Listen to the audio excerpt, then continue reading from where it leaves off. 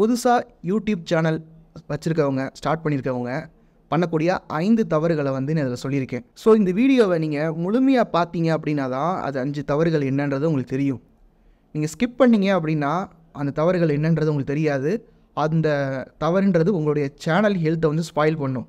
வீடியோக்குள்ளே போகிறதுக்கு முன்னாடி நம்ம சேனலை சப்ஸ்கிரைப் பண்ணாதவங்க சப்ஸ்கிரைப் பண்ணிக்கோங்க. ஃபஸ்ட்டு மிஸ்டேக் என்ன அப்படின்றத பார்க்கலாம். புதுசாக நீங்கள் யூடியூப் சேனல் ஸ்டார்ட் பண்ணியிருக்கீங்க இல்லையா, அந்த சேனலுடைய லிங்க்கையோ அல்லது சேனலில் இருக்கக்கூடிய வீடியோஸுடைய லிங்க்கையோ மற்ற சோஷியல் மீடியா பிளாட்ஃபார்மில் நீங்கள் போஸ்ட் பண்ணக்கூடாது. யூடியூப்ன்றது கூகுளுடைய ப்ராப்பர்ட்டி. மற்ற பிளாட்ஃபார்ம் எடுத்துக்கிட்டிங்கன்னா அது தனி ஒரு செப்பரேட்டான சோஷியல் மீடியா. இப்போ நீங்கள் ஃபேஸ்புக்கோட தான் வாட்ஸ்அப், இன்ஸ்டாகிராம் அல்லது த்ரெட்ஸ், இந்த மூணுமே ஒரு க்ரைட்டீரியா. எக்ஸுன்றது தனி ஒரு பிளாட்ஃபார்ம். ஸோ இந்த பிளாட்ஃபார்மில் நீங்கள் பண்ணும்போது அதாவது கூகுள்ன்றது ட்ராக் பண்ணும். இந்த மாதிரி இவங்க பண்ணுறாங்க, இவங்களுக்கு வந்து வியூஸ் அவ்வளோவா கொடுக்காத அப்படின்னு உங்களுடைய வீடியோஸ்க்கு வந்து கொஞ்சம் ஃப்ரீஸ் பண்ணும் வியூஸை. நிறைய பேர் பண்ணுற தப்பு இதுதான்.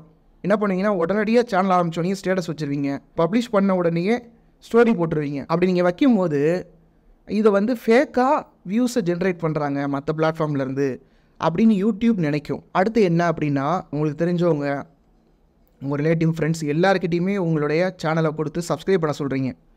பாருங்கள், நீங்கள் ஒரு யூடியூப் சேனல் ஆரம்பிச்சிருக்கீங்கன்னு ஒரு ஆர்வத்தில் வேணால் முதல்ல வந்து அவங்க சப்ஸ்கிரைப் பண்ணுவாங்க. அதுக்கப்புறமா சத்தியமாக சொல்கிறேன், உங்கள் வீடியோஸ் அவங்க பார்க்கவே மாட்டாங்க. யூடியூப்பில் இருக்கக்கூடிய ரைட் ஆடியன்ஸே உங்களுடைய வீடியோஸை வந்து முழுமையாக பார்க்க மாட்டாங்க. ஒரு ப்ராப்ளத்துக்கு சொல்யூஷன் தேடி வராங்கன்னா 4 வீடியோ பார்ப்பாங்க. உங்கள் இதில் சொல்யூஷன் இல்லையா, வேறு வீடியோ போயிடுவாங்க. இல்லை ஒரு என்டர்டெயின்மெண்ட் இருக்குது அப்படின்னா எல்லா சேனலையுமே அவங்க பார்ப்பாங்க. உங்களுடைய சேனலில் யாரெல்லாம் பார்க்க மாட்டாங்களோ அவங்களுக்கு தயவு செஞ்சு சப்ஸ்கிரைப் பண்ண சொல்லாதீங்க. உங்களுக்கான ஆடியன்ஸை யூடியூபே ஃபைன் பண்ணும். அது வரைக்கும் கொஞ்சம் வெயிட் பண்ணுங்கள். டூப்ளிகேட் ஆடியன்ஸ்னு சொல்லுவாங்க. அதே மாதிரி குணாதிசயங்கள், அதே மாதிரி கண்டென்ட் பார்க்கக்கூடிய ஆட்களை அதுவே ரெக்கமெண்ட் பண்ணி உங்களுடைய சேனலுக்கு கொண்டு வந்துடும். அடுத்த மிஸ்டேக் என்ன அப்படின்னா, சேனல் ஆரம்பித்த உடனேயே ஷார்ட்ஸும் லாங் வீடியோஸும் சேர்த்து போடக்கூடாது. நீங்கள் ஷார்ட்ஸ் போட்டிங்க அப்படின்னா ஷார்ட்ஸ் மட்டுமே போடுங்க. இல்லை லாங் வீடியோஸ் போடுறீங்க அப்படின்னா லாங் வீடியோஸ் மட்டுமே போடுங்க. ஷார்ட்ஸுடைய ஆடியன்ஸுன்றது வேறு, லாங் ஃபார்ம் ஆடியன்ஸுன்றவங்க வேறு. ஒவ்வொரு நீஷ், ஒவ்வொரு ஜானர், ஒவ்வொரு கேட்டகரியில் நிறையா டைப்பான வியூவர்ஸ் இருக்காங்க. ஒரு 40லேருந்து 50 வயசு ஆட்கள் இருக்காங்க அப்படின்னா அவங்க ஷார்ட்ஸ் அதிகமாக பார்க்க மாட்டாங்க. அவங்க வந்து லாங் ஃபார்ம் வீடியோஸ் தான் பார்ப்பாங்க. வார்ம் கஸ்டமராக இருக்காங்க அப்படின்னா அவங்க லாங் ஃபார்ம் வீடியோஸ் தான் பார்ப்பாங்க. ஸோ ஷார்ட்ஸ் வந்து க்ரியேட் பண்ணுறீங்க அப்படின்னா அந்த ஆடியன்ஸுன்றது வேறு, லாங் ஃபார்ம் வீடியோஸ் போடுறீங்கன்னா அந்த ஆடியன்ஸ் வேறு. ஸோ ரெண்டையுமே வந்து குழப்பிக்காதீங்க. இதை பற்றி நான் செப்பரேட்டாக ஒரு வீடியோ நான் வந்து போடுறேன். அடுத்து என்னென்னா, ஒரு வீடியோவை அப்லோட் பண்ண உடனேயே அது எப்படி யூடியூப்பில் ஒர்க் ஆகுது, அல்காரிதம் எப்படி ஒர்க் ஆகுதுன்றதை நீங்கள் தெரிஞ்சுக்கணும். அல்காரிதம் எப்படி ஒர்க் ஆகுது, எப்படி ஒரு வீடியோ வைரல் ஆகுதுன்ற ஒரு கம்ப்ளீட்டான டுட்டோரியல் ஒரு வீடியோ வந்து நான் போட்டிருக்கேன். அந்த வீடியோ இங்கே மேலே எங்கேயாவது நான் ஸ்க்ரீன்ஷாட் போடுறேன். இந்த வீடியோ முடிச்சுட்டு நம்ம சேனலில் போயிட்டு அந்த வீடியோவை பாருங்கள். இந்த வீடியோவை கட் பண்ணிவிட்டு போய் பார்க்காதீங்க. அடுத்த ஒரு விஷயம் என்ன அப்படின்னா, யூடியூப்பில் வந்து நிறையா வியூஸ் வரணுன்றதுக்காக நிறையா வீடியோஸ் வந்து போட்டுக்கிட்டே இருக்கிறது. யூடியூப்பை பொறுத்த வரைக்கும் சில டாலரன்ஸ் பாலிசி வந்து இருக்குது. அல்லது அவங்களுடைய பாலிசியை வந்து நீங்கள் அப்யூஸ் பண்ணும்போது அவங்க வந்து உங்களுடைய வீடியோஸ்க்கு வியூஸ் கம்மியாக கொடுப்பாங்க. ஒரு டயலாக் பேசி ஒரு சாங் பாடி வந்து கண்டென்ட் வந்து போட்டுட்ருப்பாங்க. அப்படி போடும்போது அவங்களுக்கு நிறைய கண்டென்ட் போட்டுருவாங்க. ஒரே லொக்கேஷனில் காரில் இந்த பக்கம் உட்காந்து ஒரு வீடியோ, அந்த பக்கம் உட்காந்து ஒரு வீடியோ, காரை விட்டு இறங்கணுன்னு ஒரு வீடியோ, அப்புறம் நடந்து போயிட்டு இருக்கும்போது ஒரு வீடியோ.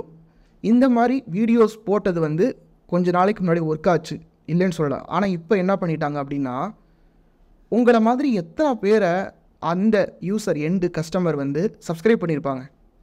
அப்போ அவங்களுக்கு எவ்வளவு நோட்டிஃபிகேஷன்ஸ் வரும். அப்போ யூடியூப் என்ன பண்ணிட்டாங்கன்னா நோட்டிஃபிகேஷன்ஸை கம்மி பண்ணிட்டாங்க. உங்கள் சேனலில் எந்த ப்ராப்ளம் இல்லைன்னா கூட, அதாவது 90% வந்து நோட்டிஃபிகேஷன்ஸ் போகும், 10% நோட்டிஃபிகேஷன் போகாது. அப்போது நீங்கள் என்ன பண்ணுறீங்கன்னா, நிறைய டைம் நோட்டிஃபை பண்ணுறீங்க.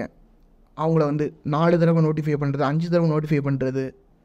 நீங்கள் நினச்சிக்கிறீங்க நம்மளுடைய வீடியோஸை வந்து அவங்க நல்லா என்ஜாய் பண்ணி பார்ப்பாங்க அப்படின்னு. ஒரு யூசர் 10 சேனல் 15 சேனலுக்கு சப்ஸ்கிரைப் பண்ணியிருக்காரு அப்படின்னா ஒரு 4-5 சேனலில் அவங்களுக்கு வந்து நோட்டிஃபிகேஷன்ஸை கொடுக்கும். அதுவும் ப்ராப்பராக யார் வந்து அவங்களுடைய சேனல் ஹெல்த்தை வந்து மெயின்டைன் பண்ணுறாங்களோ அவங்களுடைய சேனல் நோட்டிஃபிகேஷன்ஸ் மட்டும் தான் கொடுக்கும். ஸோ நீங்கள் என்ன பண்ணுங்கன்னா, தினமும் ஒரு வீடியோ போடலாம், அல்லது வீக்லி 2 வீடியோ போடலாம், வீக்லி 3 வீடியோ போடலாம். அதாவது ஒரு நாளைக்கு 3 வீடியோ 4 வீடியோ அந்த மாதிரிலாம் போடாதீங்க. நியூஸ் சேனல் அந்த மாதிரி பண்ணுறாங்களே அப்படின்னு நினச்சிட்டு நீங்கள் வந்து அந்த மெத்தடை வந்து ஃபாலோ பண்ணாதீங்க. அடுத்த ஒரு தவறு என்ன அப்படின்னா, நீங்கள் வந்து ராங்கான நீஷை வந்து சூஸ் பண்ணியிருப்பீங்க. சில யூடியூபர்ஸை பார்த்துருப்பீங்க. அவங்களுக்கு சப்போஸ் அவங்க வந்து ஒரு ரோஸ்ட் வீடியோ போடுறாங்கன்னு வச்சுக்கோங்களேன், JK Tamil, empty hand, biryani man, இந்த மாதிரி ரோஸ்ட் வீடியோ போடுறாங்க இல்லையா, பிளிப் இந்த மாதிரி சேனல்ஸ் எல்லாருமே ரோஸ்ட் வீடியோ போடுறாங்க, அவங்களுக்கு நிறையா வியூஸ் போகுதுன்னு சொல்லிட்டு நீங்களும் ஒரு ரோஸ்ட் வீடியோ ஸ்டார்ட் பண்ணீங்க அப்படின்னா உங்களுக்கு வியூஸ் போகிறதுக்கான வாய்ப்புன்றது கம்மி தான். ஏன்னா உங்களுடைய நேச்சர் வந்து கிடையாது. ஸோ உங்களுடைய நேச்சர் என்ன, உங்களுக்கு எது நல்லா வரும் அப்படின்றத சூஸ் பண்ணுங்கள். யாரோ ஒரு ஆள் டெக் சேனல் ஓப்பன் பண்ணிட்டாங்க, நம்மளும் டெக் சேனல் ஓப்பன் பண்ணிடலாம். ஒரு சமையல் சேனல் ஓப்பன் பண்ணிட்டாங்க, நம்மளும் சமையல் சேனல் ஓப்பன் பண்ணலான்னு பண்ணாதீங்க.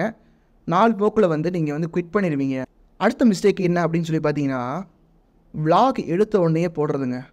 பாருங்கள், நீங்கள் விளாக் போடலாம், அது எப்படி பண்ணணும்னா யூஸ்ஃபுல்லாகவும் இருக்கணும், அட் த சேம் டைம் உங்களை பற்றி நீங்கள் சொல்கிற விதமாகவும் இருக்கணும். ஒரு ட்ரெண்டிங்கான ஒரு டாப்பிக்கில் ஒரு விளாக் மாதிரி நீங்கள் போட்டுட்டு அதில் நீங்கள் உங்களை பற்றி சொல்கிற மாதிரி இருக்கணும்.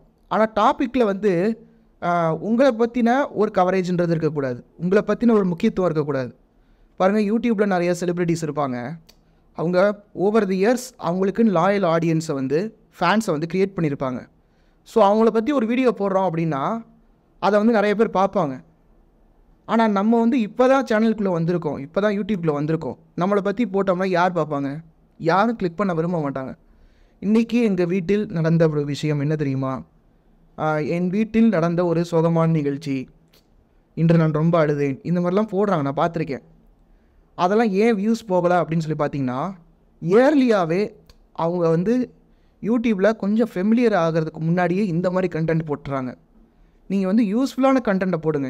இந்த பிளேஸ் வந்து எல்லாருமே பேசிகிட்டு இருக்காங்க, இந்த பிளேஸ் நான் விசிட் பண்ணேன், இந்த ஒரு சேலஞ்ச் வந்து எல்லாருமே சொல்லிகிட்டு இருக்காங்க, நான் வந்து இந்த சேலஞ்ச் பண்ண போகிறேன், சேலஞ்சோடைய நேமை ஃப்ரண்ட்டில் வைங்க. பிஹைண்ட் த சீன்ஸ் நீங்கள் என்ன பண்ணுங்கள், உங்களை பற்றின ஒரு விஷயம், உங்களுடைய ஃபேமிலி பேக்ரவுண்ட் இதெல்லாம் வந்து இன்ட்ரடியூஸ் பண்ணுங்கள். ஸோ இந்த வீடியோ வந்து உங்களுக்கு யூஸ்ஃபுல்லாக இருந்திருக்கும்னு நினைக்கிறேன். இது யூஸ்ஃபுல்லாக இருந்ததுன்னா யூடியூபர்ஸ்க்கு வந்து ஷேர் பண்ணுங்கள். யூடியூப் சேனல் ஸ்டார்ட் பண்ணணும்னு நினைக்கிறவங்களுக்கு ஷேர் பண்ணுங்கள். உங்களுக்கு உங்களோட யூடியூப் சேனலில் ஏதாவது ப்ராப்ளம் இருக்குது, ஏதாவது உங்களுக்கு டவுட் இருக்குது அப்படின்னா கீழே வந்து கமெண்ட் பண்ணுங்கள். நம்ம சேனலை மறக்காமல் சப்ஸ்கிரைப் பண்ணுங்கள். நன்றி.